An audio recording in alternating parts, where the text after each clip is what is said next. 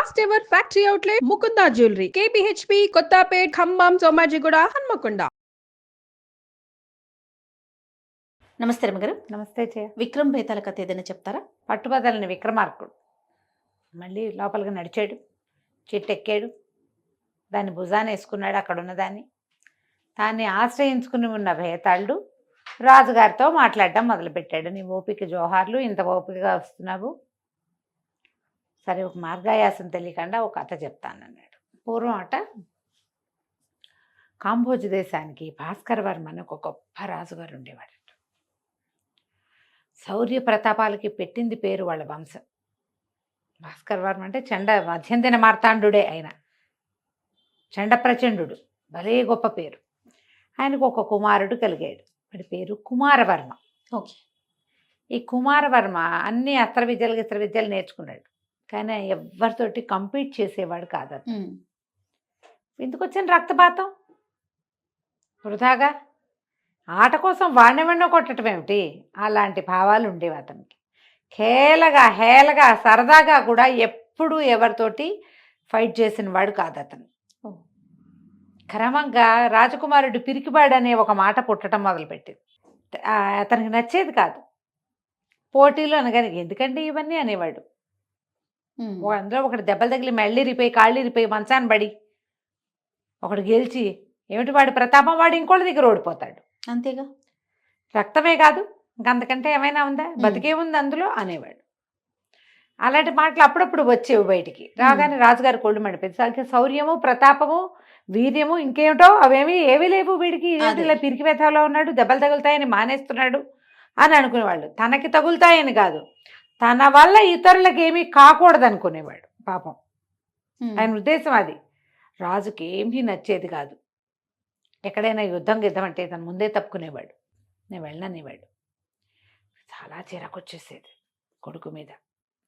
క్రమంగా అది ప్రచారంలోకి వచ్చేసింది. మనం ఇలాంటి దాస్తే దాగుతాయి, ముందే వెళ్ళిపోతాయి. అవును. సరే ఏమైంది, ఈ లోపల ఇది కాంబోజ్ దేశం కదా, కోసల రాజ్యానికి అనంగవర్మ అనే అద్భుతమైన రాజు ఒక ఆయన ఉన్నాడు. ఆయనకి భద్రావతి అని మహాద్భుత సౌందర్యవతి అయిన ఒక కుమార్తె ఉంది. ఓకే. కోసల రాజు గారికి వాళ్ళు అమ్మాయి వీర్య పరీక్ష పెట్టి, అంటే యుద్ధాల్లో గెలిచిన వాడికే పిల్లని ఇస్తామని ఆ స్వయంవరం చాటారు. స్వయంవరం అంటే అదే ఇలా పెళ్లి పిలుపు అనమాట. చుట్టుపక్కల అన్ని రాజ్యాల మగ పిల్లల్ని పిలిచారు. ఇందులో సీనియర్లు లేరు, జూనియర్లనే పిలిచారు, కుమారులనే. అప్పట్లో పెద్దవాళ్ళు కూడా వచ్చేవాళ్ళుగా స్వయంవరానికి. పిల్లలతో పాటు పెద్దలు చూడడానికి రావాలంతే. ఈ భాస్కర వర్మ గారు అన్నాడు, కుమారవర్మ వాళ్ళ నాన్న కాంభోజరాజు గారు, నువ్వు ఏమైనా సరే, నువ్వు దెబ్బ కొట్టుకుని చచ్చినా నాకు ఓకే, నువ్వు అందులో పాల్గొనాల్సిందే. గెలిస్తే రాజకుమార్తె అంతే, గెలవు, నువ్వు ఎలాగో నీకేం రాదు, నీకు భయం, పోతావు పో. యుద్ధంలో పోయావన్న పేరైనా నాకు మిగుల్చు, ఈ పిరికి పిల్లవాడి తండ్రి అనే చెడ్డ పేరు నాకు వద్దన్నాడు. ఓకే. బలవంతంగా కుమారవర్మని పంపించేశాడు. ఏం చేస్తాడు పాపం. సరే బయలుదేరాడు. వెళ్తే ముందు రోజు ఏవో చిన్న చిన్నవి అవి ఇవి జరిగినాయి. జనాలంతా చేరారు, ఏవో ఆటలు పాటలు చూపించారు. రేపొద్దు నుంచి పోటీలు. ముందు రోజు సాయంత్రం ఇతను అట్లా నడుచుకుంటూ అక్కడ ఒక మంచి నది ఉంది, ఆ నదీ తీరానికి పోయాడు. ఎవరో జనం ఉన్నారు, జనం అంతా ఉన్నారు. ఎగువకు నడుచుకుంటూ వెళ్ళి ఒక చోట కూర్చుని నాకు అనిపించింది, ఎట్టగో చచ్చేదే మనం. మన వల్ల ఎవడికో మెడ విరిగి, చేయి విరిగి, కత్తి గుచ్చుకుని, నెత్తురు వచ్చి, వేళ్ళు దిగిపోయి వాళ్ళు అబోదిబోమని ఈ గోలంతా ఎందుకు? ఎటాగో చచ్చిపోదాం, అదేదో ఇప్పుడే చచ్చిపోదాం అనిపించింది అతనికి. గట్టు మీద కూర్చుని వాడు చల్లగా నీళ్ళలోకి దూకేశాడు. దూకేస్తే ఏమైంది, ఒక్కసారి ఒక్క మునకేశాడు అంతే. ఈయన వెళ్ళిన ఎగువకి కొంచెం దిగువలో ఒక తోళ్ల వ్యాపారస్తుడు తోళ్లతోటి చెప్పులు అవి కుట్టే ఒక అతను తోళ్ళు శుభ్రం చేసుకోవడానికి అక్కడ కూర్చున్నాడు ఆ నది దగ్గర. ఎప్పుడైతే ఇతను మంచి వస్త్రాలు అవి కట్టుకున్నాడు, రాజకుమారుడు కదా, ఉత్తరీయం అవి ఉన్నాయి, ఇతను తోలు ముంచుతున్నాడు నీళ్ళలో. తెల్లగా ఏమిటో కనపడింది. ఏమిటో తెల్లగా కనిపిస్తుందని చూస్తే ఏముంది, ఓ ఉత్తరీయం కనపడుతుంది, మనిషి కనపడుతున్నాడు. గబుక్కుని ఈ తోళ్ళు పనిచేసేవాడు, ఈ తోళ్ళ చర్మకారుడు దబాయిల నీళ్ళలో దూకి రాకుమారుడిని లాక్కొచ్చేసాడు బయటికి. కక్కొచ్చి నీళ్లు కక్కిచ్చేసాడు. నీళ్ళు అతనికి ఈత రాదు రాజకుమారుడికి. నీళ్ళు కక్కిచ్చాడు. ఒక గట్టు కానించి కూర్చోబెట్టి, బాబు ఏమిటి మంచి బట్టలు అవి నువ్వు పెద్దింటి పిల్లవాడిలాగా ఉన్నావు, ఏ రాకుమారుడివో ఏమిటో ఈ పని అని అడిగాడు. ఎందుకు నాయనా ఇంత పని చేసావంటే, ఇతను ఏం చెప్పాడంటే, రేపు పొద్దున్న నుంచి పోటీలు, నేను రాజకుమార్తెని గెలుచుకోవడానికి వచ్చిన యాస్పిరెంట్స్లో నేను కూడా ఒకడిని, నాకు ఆ యుద్ధాలు అవి చేతకావు, చేయలేను నేను. రావన్నట్టుగా ఈ సినిమా వచ్చింది ఇక్కడ. రాకపోవటం కాదు, వచ్చు అతనికి, చెయ్యడు అంతే. తాలు అవి నా వల్ల కాదు అనేసరికల్లా ఈ అబ్బాయి అన్నాడు, చర్మకారుడు, ఓ సింతేనా, నా దగ్గర అద్భుతమైన చెప్పుల జత ఒకటి ఉంది, అది నీలాంటి రాజకుమారులు మాత్రమే వేసుకోదగినవి, అవి నా పొట్టు వాడు వేసుకోకూడదు, అద్భుతమైనవి, నువ్వు ఆ చెప్పులు ఇస్తా నీకు, నువ్వు అవి వేసుకున్నావంటే ఎవరినైనా జయించేస్తావు, చివరికి నువ్వు రాజకుమార్తెను కూడా గెలుపొందుతావు. ఓకే. అంత మహిమ కలిగిన చెప్పులు అవి ధరించు, చక్కగా రాజకుమార్తెను గెలుపొందు, నాకేదైనా బహుమతి ఇద్దుగాని అన్నాడు. అనేసరికి రాకుమారుడు అన్నాడు, నీకేం కావాలి అన్నాడు. ఇప్పుడు ఎందుకు, నాకేం కావాలో రేపు నువ్వు గెలిచాక చెప్తా. ఓకే. గెలిచాక నేను ఏది అడిగితే అది ఇవ్వాలండి. సరేనండి. ఒళ్ళు తుడుచుకున్నాడు. ఆ బట్టల ఒంటి మీద ఉన్న బట్టలు పిండేశాడు. ఏదో కాస్త మంచినీళ్ళు కనపడిన నీళ్ళు ఏవో తాగాడు. ఆ చెప్పుల చేత కాళ్ళకి తగిలించుకుని బయలుదేరాడు. వస్తుంటే అనిపించింది, ఏమిటో నేను పిచ్చి పని చేశాను, ఈ నీళ్ళల్లో పట్టం ఎందుకు, చచ్చేది ఎటాగో చచ్చేది ఎప్పుడు, ఇప్పుడే చచ్చిపోదాం అనిపించింది. కాదు, నేను ఆ పని చేయకుండా యుద్ధం చేస్తూ చచ్చిపోతే మా నాన్న కూడా కొంచెం గొప్పగా ఉండేది. ఈ చెప్పులతోటి పని అవ్వదు, పాడవదు, ఏమవ్వదు, ఇదేమి నమ్మాల్సిన విషయం కాదు. కానీ యుద్ధం చేస్తూ చచ్చిపోతే భాస్కర్ వర్మ గారి కొడుకు యుద్ధంలో చనిపోయాడనే పేరైనా ఉంటుంది, అందుకని తప్పకుండా మనం యుద్ధమే చేయాలి అని డిసైడ్ అయిపోయాడు. ఓకే. సరే వెళ్ళిపోయాడు, తనకి ఇచ్చిన విడిదికి వెళ్ళిపోయాడు. రాత్రి ఏదో భోజనం చేసి పడుకున్నాడు. పొద్దున్నే సమీప దేవాలయానికి వెళ్ళి నమస్కారం చేసుకున్నాడు. పొద్దున్నే యుద్ధాలు మొదలుపెట్టారు. ముందే ఒకళ్ళతోటి కత్తి యుద్ధం, కుమారవర్మే గెలిచాడు. తర్వాత బాణాలు వేయటం, కుమారవర్మే గెలిచాడు. ఇంకేదో బల్యం, అది కూడా కుమారవర్మే గెలిచాడు. ఈ గెలిచిన వాళ్ళందరికీ మళ్ళీ మళ్ళీ మళ్ళీ మళ్ళీ పొట్టు పెట్టారు. అందరితోటి గెలిచేశాడు ఇతను, అన్ని చోట్ల గెలిచాడు. ఏమనుకున్నాడు, ఎలాగో చచ్చిపోతాం, ఎట్ ద మోస్ట్ ఇద్దాం, మన దగ్గర ఉన్నదంతా ఇచ్చేయాలి, మనకు తెలిసిందంతా చేసేయాలని యథాశక్తి యుద్ధం చేశాడు. ఓకే. చిట్ట చివరికి ఏమైందంటే కుమారవర్మే గెలిచాడు. గెలవంగానే మొదటి నుంచి పోటీలు మొదట్లో అయినప్పటి నుంచి ఆ భద్రావతి రాజకుమార్తె పైన కూర్చుని అతన్నే చూస్తోంది. అతను వివాహితుడు కాదు, కుర్రాడు. అతను ఏదైనా చేస్తూ ఉంటే ఎట్లా అనిపిస్తోందంటే మొత్తం ప్రాణాలొడ్డి చేస్తున్నట్టు కనపడుతోంది. కమిటెడ్గా ఉన్నాడు.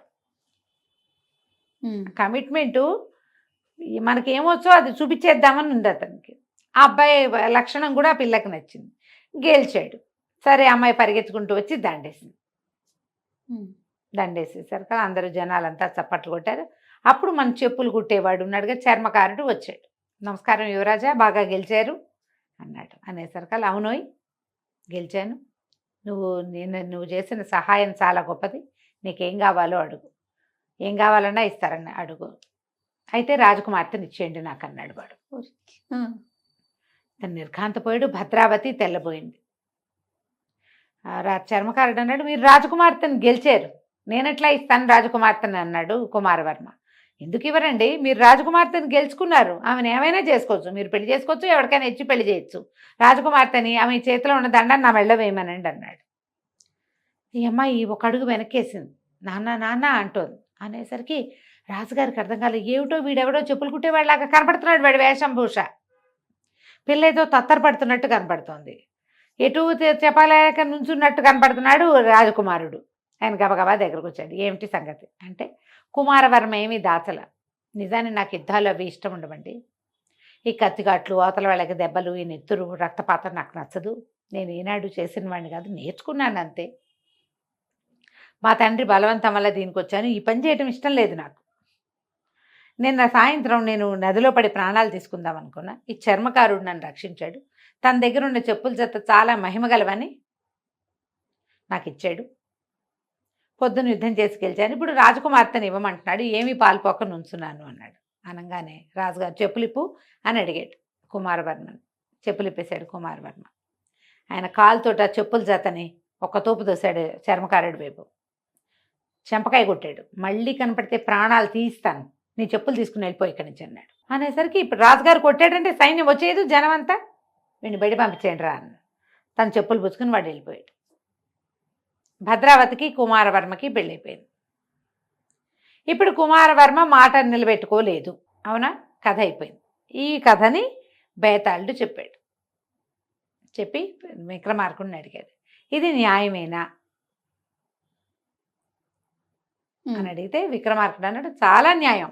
చెప్పుల్లో ఏమీ లేదు, చెప్పుల్లో కనుక మహిమే ఉంటే చెప్పులు కుట్టేవాడే వేసుకునేవాడుగా, వాడే వేసుకుని జయించేసేవాడు వీళ్ళందరినీ. మహిమ ఎందులో ఉంది? కుమారవర్మ తాలూకు సంకల్పంలో ఉంది. వచ్చి గెలిచిన రాజకుమారుడి దగ్గర నుంచి రాజకుమార్తెను అడిగే సాహసం చేసిన వాడిని చంపకుండా వదిలిపెట్టాడు రాజు. ఒక చర్మకారుడు రాకుమార్తెని నాకు ఇచ్చేయమనే సాహసం ఆ వాడిది. కేవలం ఈ రాజకుమారుని రక్షించాడు కాబట్టి వాడి ప్రాణాలు రక్షించబడ్డాయి. అంతే, న్యాయమే అది, అందులో జరిగిన అన్యాయం ఏం లేదు. భద్రావతిని కుమారవర్మ పెళ్లి చేసుకోవడమే న్యాయం. రాజుకి అర్థమైంది, ఇతను సంకల్పించుకుని చేశాడు కానీ ఆయనకు యుద్ధ విద్యలు రాకపోతే ఈ చెప్పుల వల్ల విద్యలు రాలా, కొత్తగా అతనికి విద్యలు వచ్చు. ఒకవేళ అదే నిజమైతే ఆ చెప్పులు కుట్టేవాడే వేసుకునేవాడు, అందులో ఏమీ లేదు అని చెప్పి పంపించేశారు. అయిపోయిందన్నాడు.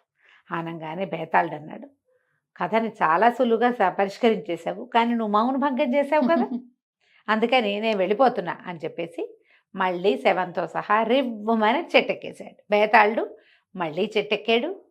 మన విక్రమార్కుడు మళ్ళా లోపలికి నడవటం మొదలుపెట్టాడు. కథ కంచికి మనం ఇంటికి. నమస్తే. నమస్తే జీ.